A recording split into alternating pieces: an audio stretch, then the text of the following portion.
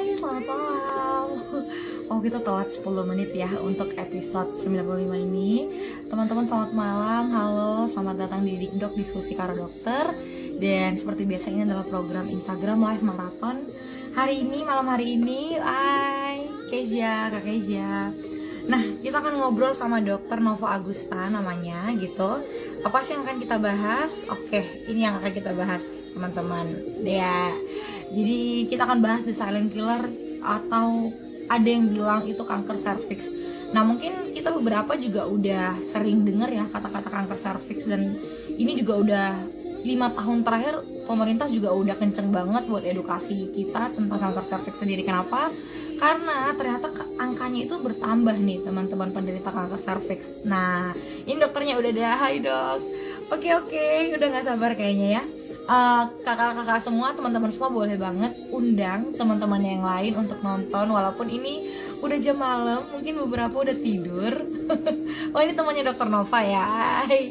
Nah, boleh undang-undang teman-teman yang lain supaya hari ini, malam ini makin banyak yang tahu tentang kanker serviks atau the silent killer ini. Oke deh, sebelum semakin larut, aku langsung undang aja Dokter Nova Agustanya. Ditunggu.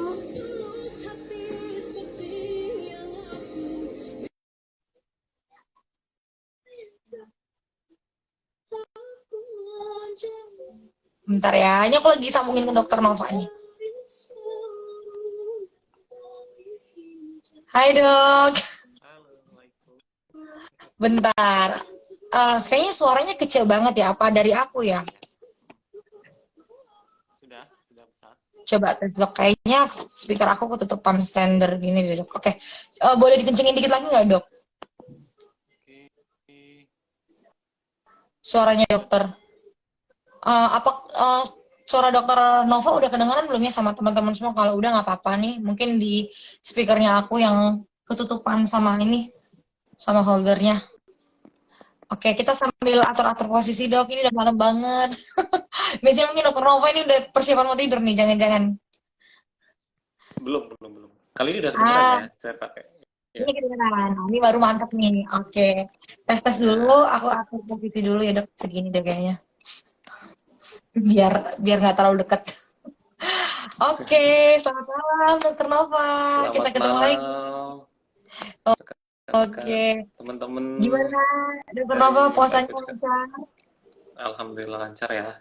Oke. Nah, teman-teman, ini adalah Dokter Nova Agusta. Jadi Dokter Nova malam hari ini kita walaupun mulainya agak telat sedikit, tapi kita akan tetap ngobrol santai aja. Jadi teman-teman mungkin sambil bobo, nemenin bobo teman-teman, kita akan 20 menit ke depan akan ngobrol sama Dokter Nova. Jadi Dikdok ini adalah diskusi karo dokter, kita by Instagram Live, tujuannya simple, sederhana dokter, kita cuma mau ajak teman-teman lebih dekat lagi ngobrolin kesehatan gitu, dengan cara yang simple, dengan Instagram Live. Jadi bisa nih nanti dokter atau teman-teman yang lain ajak yang lain lagi untuk nontonin Instagram Live di Dikdok. Oke, ini penasaran kayaknya sama Dokter Nova ya.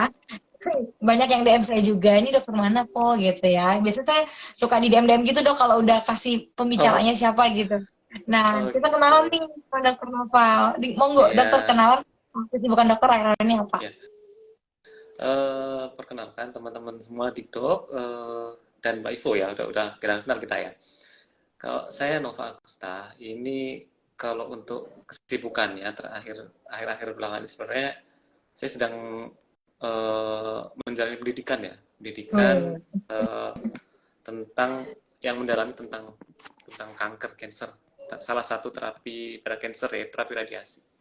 Gitu. Jadi ya mungkin lumayan tepat lah ya ini untuk pembahasan kali ini ya. Gitu.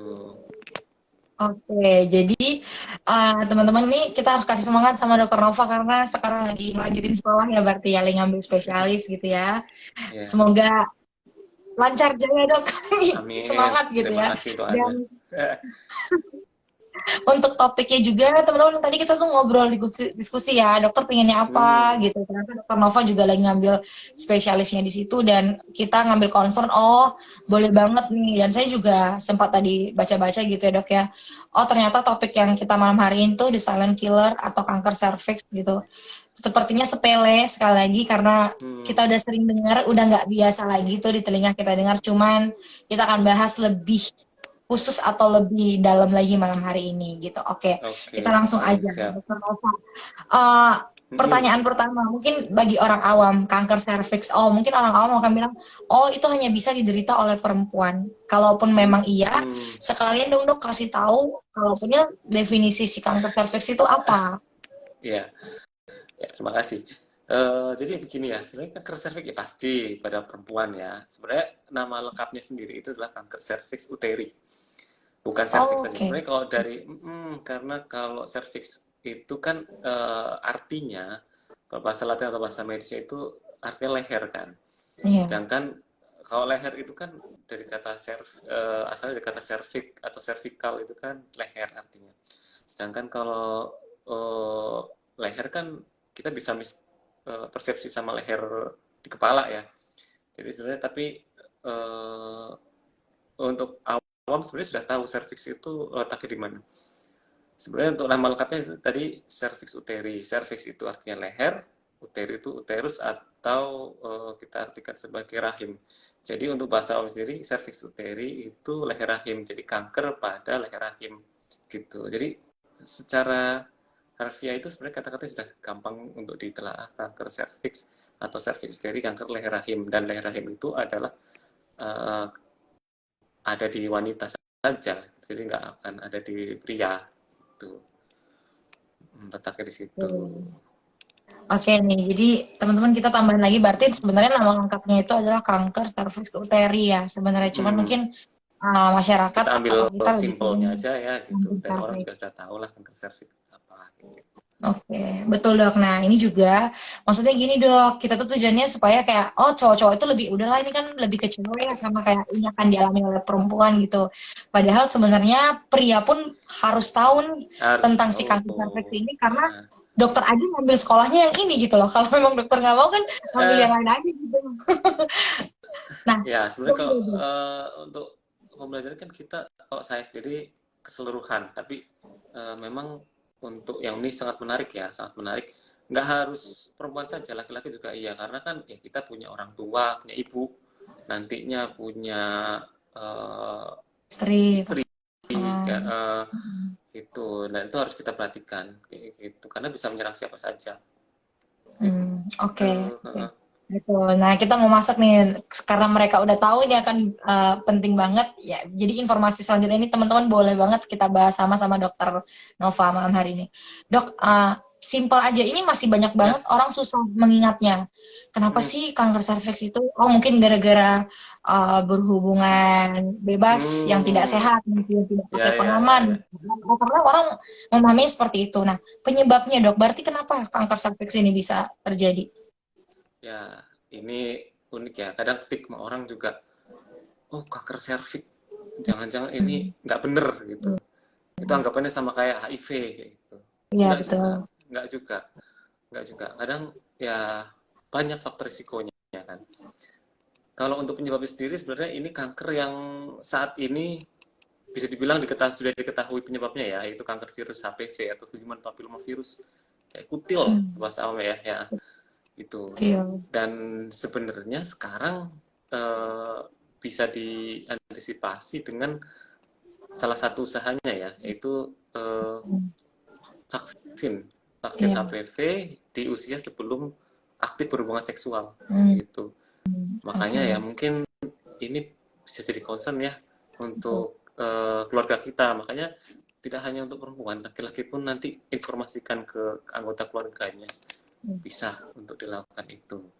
Kembali lagi, oke, penyebabnya tadi bisa dibilang sudah diketahui itu HPV dan faktor risiko lain sebenarnya genetik dan lain-lain hampir sama seperti cancer lainnya, Iya. paparan radikal bebas, kebiasaan merokok kayak gitu.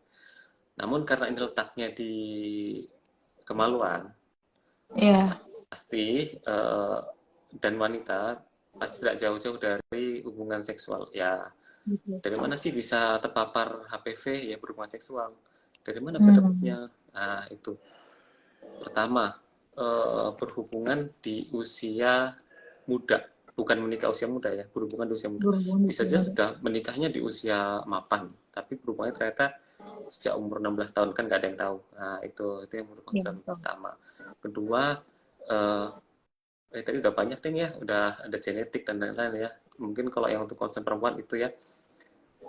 Kemudian ada lagi untuk yang sudah aktif seksual, itu HPV itu HPV apa namanya, itu pada ibu-ibu yang anaknya banyak biasanya, multiparitas atau berkali-kali melahirkan, itu bisa beresiko, bukan penyebab ya, tapi beresiko tinggi. Beresiko. Dan multi partner atau berganti-ganti pasangan. Tidak harus dianggap wanita yang tidak benar, tapi bisa saja menikah berkali-kali, misalkan ditinggal suaminya atau bercerai dan lain-lain, kan sebenarnya itu tidak bisa dibilang nggak benar ya, tapi multi partner atau berganti-ganti itu juga berisiko tinggi. Itu yang harus diperhatikan. Selain yang genetik, merokok dan lain-lain, itu pola hidup sih sebenarnya ya, pola hidup yang sehat itu juga penting. Gitu. Tapi yang untuk concern itu untuk wanita terutama ya. Iya. Oke. Mungkin ini ada benang merahnya dok ya, mungkin kayak kita paham gitu. Makin tadi bagus banget tuh, saya suka banget, banyak banget hal baru mungkin yang juga saya baru dengar gitu, kayak orang kan taunya karena dia suka gonta-ganti pasangan gitu atau aktif berhubungan seksual dengan pasangan yang berbeda, sama ya kontennya.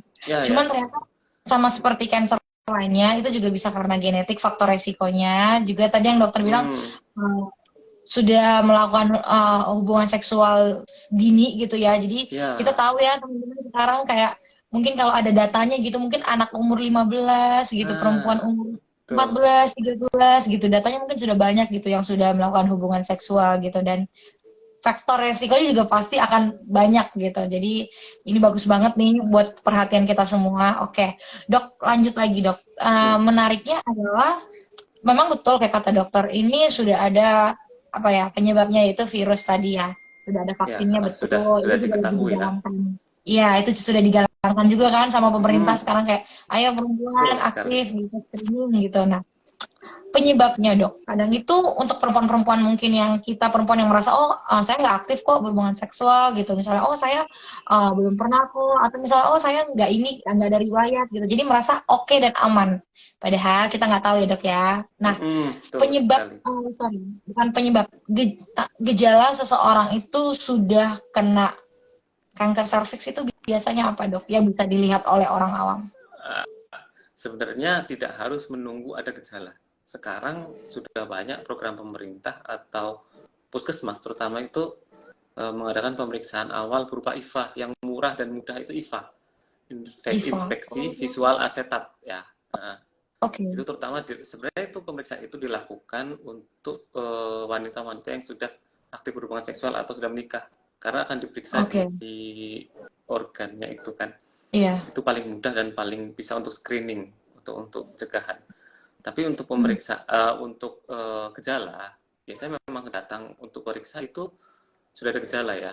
Gejalanya pertama adalah bisa jadi kalau kita curiga di luar menstruasi, kok kita ada perdarahan ya? Gitu. Terus saat berhubungan, tiba-tiba habis itu berdarah. Kenapa? Gitu kan. Terus ada lagi saat berhubungan kok terasa nyeri di panggul gitu. Apa sih gitu? Kenapa ya? Kadang orang, ini karena mens biasa atau gara-gara habis mens atau apa, belum tentu, kita curiga aja.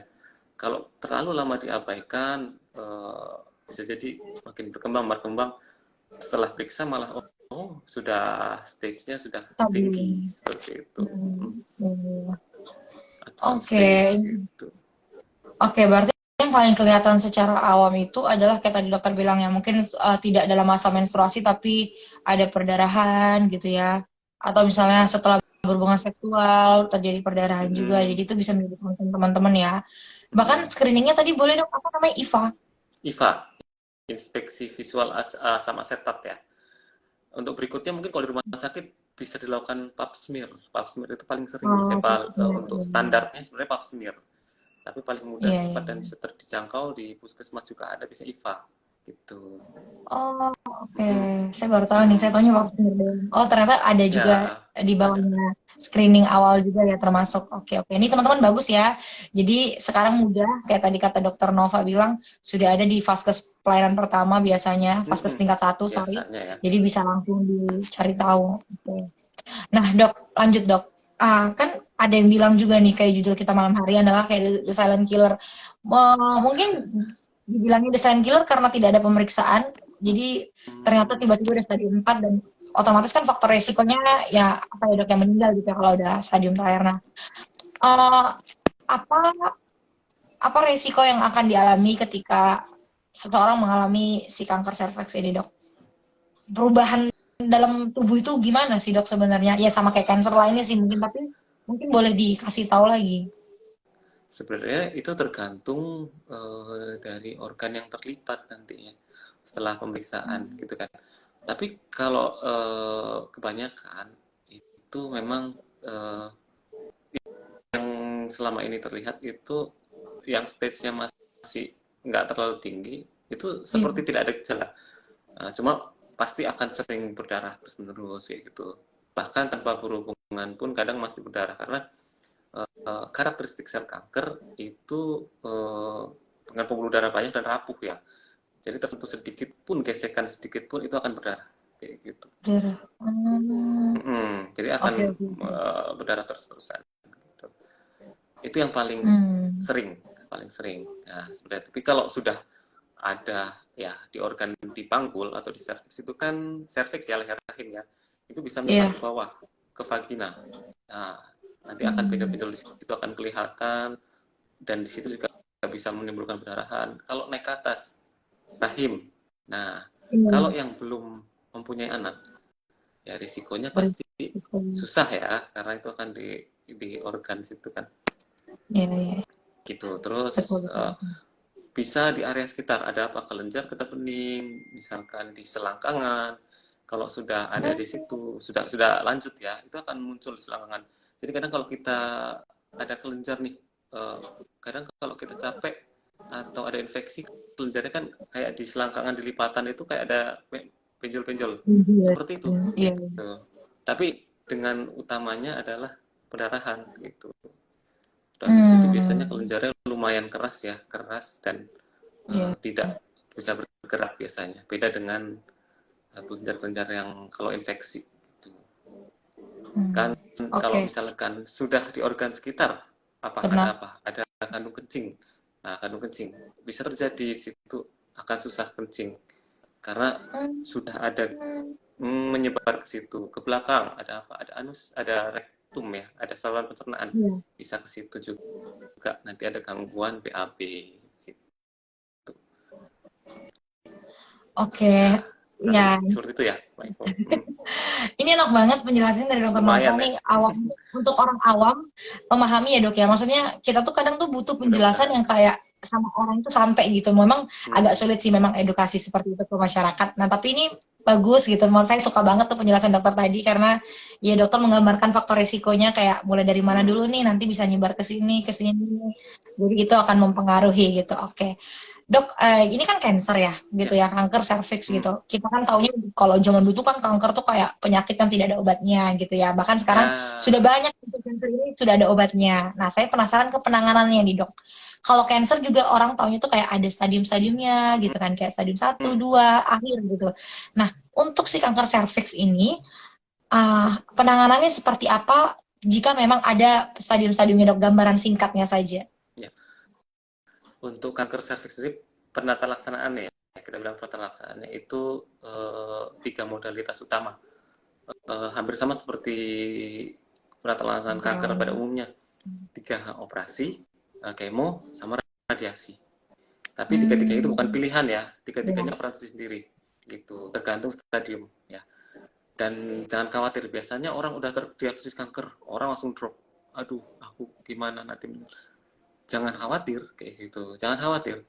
Tetap harus semangat karena itu mempengaruhi ya. Kita optimistik itu mempengaruhi nanti ke depannya pengobatan Setuju. kita. Kayak gitu. Kalau misalkan sudah terdiagnosis gitu, orang drop itu makin susah, makin prognosisnya atau hasil kedepannya akan jelek ya. Karena banyak nih orang yang sudah diterapi dan dengan optimisnya hasilnya bagus sekali ada. Walaupun dengan orang misalnya kita ngomong stadium ya, kan kalau di kanker serviks itu macam-macam, tapi oke, orang tuanya stadium 1, 2, 3, 4 gitu. Iya. Yang kadang kita temui dengan stadium 3 pun orangnya juga masih sehat dan menjalani terapi sampai selesai, hasilnya bagus. Jadi nggak ada masalah gitu. Jangan sampai putus asa kalau sudah diagnosis seperti itu gitu. Dan sebenarnya kita nggak bisa bilang sembuh ya, tapi kita bisa bilang tumornya bisa hilang gitu dan terkontrol, karena nanti akan dikontrol terus tiap beberapa bulan begitu. Jadi jangan khawatir. Gitu. Iya, betul. Ya, mungkin ternyata rasa khawatir itu sangat mempengaruhi terhadap penanganannya tadi ya. Makanya dokter lebih memfokuskan, tadi saya membacanya seperti itu gitu. Jadi mungkin banyak juga pasien-pasien yang dokter mungkin yang amati dari kasus-kasus yang dipelajari saat ini gitu ya. Ternyata optimis itu adalah salah satu hal yang juga harus pasien punya ketika sudah didiagnosis ada kanker serviks. Oke. Nah, Dok, kita coba tanya jawab ya. Ini sudah ada tadi pertanyaan sudah mulai masuk. Teman-teman boleh untuk nanya sama Dokter Nova. Kayaknya teman-teman Dokter Nova banyak nonton nih. Saya curiga gitu ya. Jadi boleh banget kasih pertanyaan Dokter Nova sebanyak-banyaknya biar dijawab sama Dokter Nova. Oke. Ini coba kita jawab ya, Dok ya. Ini ada yang satu dari Kak Kristianti D gitu. Oh, nih kira-kira tadi Krisdayanti. Oke, Kristianti. Vaksinasi HPV kira-kira harganya berapa? Berapa kali harus vaksin? Kapan waktu yang tepat untuk vaksin? Oke, ini boleh edukasi tentang vaksin HPV-nya. Sebenarnya kalau vaksin nantinya rencananya mungkin akan diprogramkan oleh pemerintah ya. Tapi saat ini masih dalam wacana sepertinya. Tapi sebenarnya yang berhak menjelaskan ini Dokter Opjin. Harganya berapapun juga kita belum tahu. Beda-beda lah ya, Dok ya. Saat ini masih agak sulit dijangkau, tapi nanti harganya akan biar mudah dijangkau gitu ya. Terus berapa kalinya juga yang berhak untuk menjelaskan sudah lebih lanjut dokter Opjin atau kandungan. Untuk kapan waktunya, ini yang tadi sudah saya jelaskan sebenarnya lebih tepat, lebih baik itu diberikan saat belum aktif berhubungan seksual gitu. Belum aktif ya, saya nggak bilang usia muda, karena usia muda pun kadang ada yang sudah aktif gitu. Tapi biasanya di usia muda, SMA, SMP gitu. Tapi kan ya bisa jadi mereka kadang ya kita nggak tahu juga ya, tapi ada yang sudah gitu. Oke, berarti sebaiknya mungkin untuk yang kayak berapa range harganya, terus gimana beberapa kali pemberian vaksinnya, mungkin itu kayak kata Dokter Nova tadi akan lebih pasti gitu jika disampaikan oleh dokter spesialis Opjin gitu kebidanan. Nah, untuk tadi waktunya, waktu yang tepat itu rekomendasinya adalah sebelum aktif berhubungan ya, Dok ya? Betul sekali. Oke, Dok. Oke, semoga menjawab ya Kak Kristayanti. Nah, oke Dok, ini mungkin pertanyaan dari saya ya. Mungkin kayak tadi saya juga sempat. Kenapa Dok? Enggak, lanjut. Ini teman dokter kayaknya ya. Oke. Ada Dok, yang lagi ya. kasih yang nonton nih. Saya tadi tuh sempat ngobrol-ngobrol gitu sama teman-teman saya gitu yang perempuan, kayak nanya, ternyata memang masih banyak banget kita nih perempuan gitu ya, semoga yang nonton juga banyak perempuan gitu ya, yang belum terlalu aware sama si kanker serviks ini gitu. Boleh nggak sih Dok apa ya diinfoin gitu ke kita, sebenarnya ada nggak dokter tahu kayak datanya itu apakah memang meningkat pasien-pasien dengan Hmm, kanker serviks ini, atau sekarang itu mungkin umurnya memang sudah lebih banyak yang muda ke dewasa daripada yang ke orang tua tadi gitu ya. Sebenarnya perkembangannya di perdataan itu gimana? ya kalau untuk usia memang eh, range ya, kita pakai range ya. Terutama dimulai Iya. kalau sudah usia aktif seksual. Ya, kalau usia itu bisa 35 sampai 50 bisa ya, Hmm. sekitar itu. Tapi nggak menutup kemungkinan kadang juga ada yang umur 25 kalau sudah menikah sudah aktif seksual bisa kena kayak gitu dengan faktor risiko yang tinggi. Untuk data sendiri Mm-mm. sebenarnya saya dapat itu 2020 ya. Itu dari data Global Cancer Observatory tahun 2020 itu kalau di dunia untuk kanker serviks itu pembunuh utama pada kekerasan pada wanita ya misalnya. Jadi kalau perempuan yang punya itu paling cepat Hmm. paling banyak bunuh itu dari kanker serviks. Kalau Indonesia sendiri untuk jumlahnya terdiagnosis itu urutan kedua setelah kanker payudara. Jadi cukup banyak sendiri. Wow. Itu tahun 2020. Yang Hmm. terbaru mungkin belum 20. rilis ya, belum ada. 2020. Jadi Iya, sebenarnya iya, lumayan iya. lumayan lumayan banyak Hmm. ya, dan itu Oke. kan sebenarnya sekarang di concernnya pemerintah ya, Kementerian Kesehatan Iya. setelah penyakit jantung dan stroke, kanker kemudian yang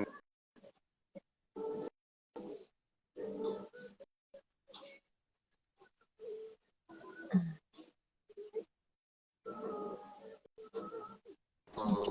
concernnya Oke. Concernnya. Hmm. gitu. Ya saya sempat sih kemarin itu baca di official Instagramnya Kemenkes gitu, kayak Kemenkes ngeluarin Ya, gitu ya jelas 10 pengeluaran terbanyak ya, atau 10 budget ya. pembiayaan BPJS untuk 10 penyakit dengan diagnosis terbanyak. Nah, itu coba boleh dikepoin tuh nanti Kemenkesnya. Dok, terakhir mungkin ya ini ya dari dokter ya. Ini udah mau malam nih, emang udah malam sih, bukan udah mau malam lagi. Dokter Nova, uh, gimana dokter nih? Dokter kan sekarang memang lagi ngelanjut sekolah gitu. Mau concernnya juga mau ke bagian yang mau kita bahas ini kayak kanker gitu ya, kanker serviks. Apa sih yang bisa dokter Nova motivasi ke teman-teman sekarang? Karena kita tuh pengen ajak teman-teman, intinya tuh lebih aware, lebih peduli. Kalau sudah ada budgetnya, ayo segera dilakukan, jangan ditunda. Apa yang harus kita perhatikan terhadap si kanker serviks yang katanya the silent killer itu dok?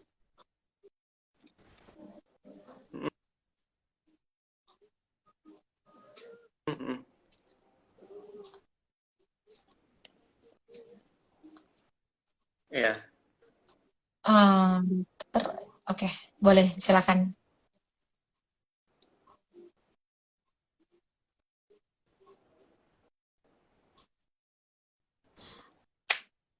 Dokter Nova, sorry, ini suaranya dokter nggak kedengeran.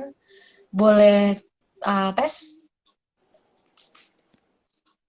Suaranya nggak kedengeran dok. Tes tes, apakah suara saya kedengeran nggak sama dokter Nova?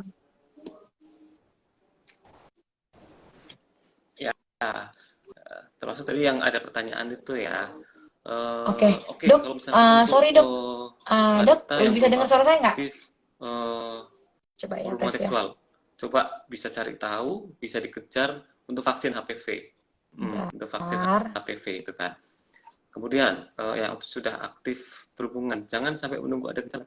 Jika ada pemeriksaan gratis atau massal, Dok, suara dokter tadi nggak kedengeran. oh iya, ya. Coba tes tes lagi dok. Oh iya, Ini udah, tes tes udah. Mungkin sudah tadi sinyal kali. udah jelas lagi. Boleh diulangi lagi nggak dok? Sebagai closing statementnya. Biar nggak kedengeran. Ya sudah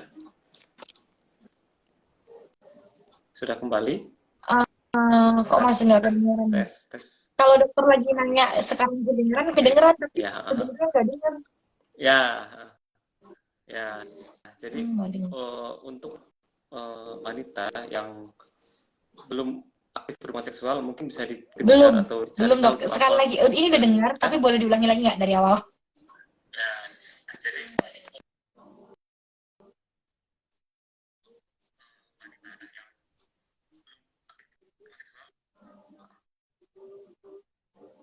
Oke, ini sepertinya sinyal Dokter Nova ya. Coba ya, kita ulangi lagi. Ntar ya, ini udah mau closing kok, teman-teman. Ditunggu dulu. Mana nih Dokter Nova nih? Sudah terdengar? Udah. Nanggung banget udah mau keluar dok. Oke, coba tes. Saya takut suaranya nggak kedengeran lagi. Tes, udah kedengeran Oke, sekarang. udah. Oke. Nah, terakhir ya Terakhir, teman-teman, tanggung closing banget ya. statement dari Dokter Nova, monggo. Jadi tadi saya ulangi sedikit lagi untuk pesannya kalau misalnya untuk wanita yang belum aktif hubungan seksual, mungkin kita bisa itu cari tahu tentang vaksin HPV itu bagaimana, pemberiannya seperti apa, dan kalau bisa dapat ya syukur ya kayak gitu. Itu harus dikejar kalau bisa, karena Iya. kan salah satu kanker yang bisa bisa dibilang usaha untuk mencegahnya atau sudah diketahui penyebabnya itu kan serviks ya dengan HPV itu salah satu untuk pencegahannya. Jadi kenapa enggak gitu kan daripada nanti sebelum terjadi. Dan untuk yang sudah aktif berhubungan seksual itu disarankan jika ada pemeriksaan-pemeriksaan seperti di puskesmas lah atau di rumah sakit atau pemeriksaan massal baik itu IVA maupun pap smear. Karena kan perempuan Ikut. aduh malu saya takut apa segala macam, nggak usah takut, ikut aja. Jadi sebelum itu nanti bergejala atau bergejala biasanya itu lebih berat ya kondisinya. Ini sebelum itu meningkat ya mending kita tahu lebih dahulu gitu kan, stadium awal itu lebih mudah penanganan, bukan lebih mudah, lebih hasilnya pun lebih baik gitu untuk penanganan penata laksanaannya gitu. Jadi menurut saya itu. Terus kalau untuk yang sudah terdiagnosis kembali lagi tadi, jangan putus asa, jangan kaget atau jangan drop karena itu kan Iya. juga mempengaruhi nanti penata laksana atau terapinya ya ke depannya. Dijalani dengan baik, ditaati, jangan sampai ada yang bolong. Untuk terapinya diikuti semua, hasilnya insya Allah bagus gitu ya. Karena kan usaha tidak mempengaruhi, hasil tidak mempengaruhi usaha ya. Kayak gitu. Jadi ya tetap harus berusaha dan semangat walaupun yang sudah terdiagnosis atau yang untuk screening pencegahan atau yang usaha untuk vaksin, semuanya tetap ada usaha gitu. Oke, seperti itu teman-teman. Jadi tadi lengkap banget untuk teman-teman mungkin perempuan nih. Endingnya adalah dokter Nova ngingetin, bahkan udah kasih tips kayak jika kita belum aktif berhubungan seksual, ada tipsnya. Kalau yang udah aktif ada. Bahkan untuk teman-teman yang mungkin sedang didiagnosa atau sudah diagnosa, yang paling penting adalah tetap semangat. Karena betul terakhir, tidak ada hasil yang mengkhianati Ya, usaha. Betul sekali. Oke, Dokter Nova ini nggak kerasa, ya udah mau jam terima 10 kasih. malam ini di Papua udah jam 12 malam ntar lagi. Kita akan berpisah gitu teman-teman. Makasih banyak yang udah join dari awal nih, banyak rame banget sampai akhir. Dokter Nova juga makasih banyak untuk waktunya. Semoga bermanfaat ya dok ya apa yang kita sampaikan hari ini, dan teman-teman perempuan ayo semangat, kita harus bisa hidup lebih sehat supaya kita juga bisa hidup lebih produktif gitu. Kalau Ya, gitu kayaknya saya dan dokter Nova harus pamit malam hari ini. terima kasih. Selamat bobo semuanya, selamat istirahat, selamat malam. Selamat malam. Dadah. Terima kasih ya dok. Dadah.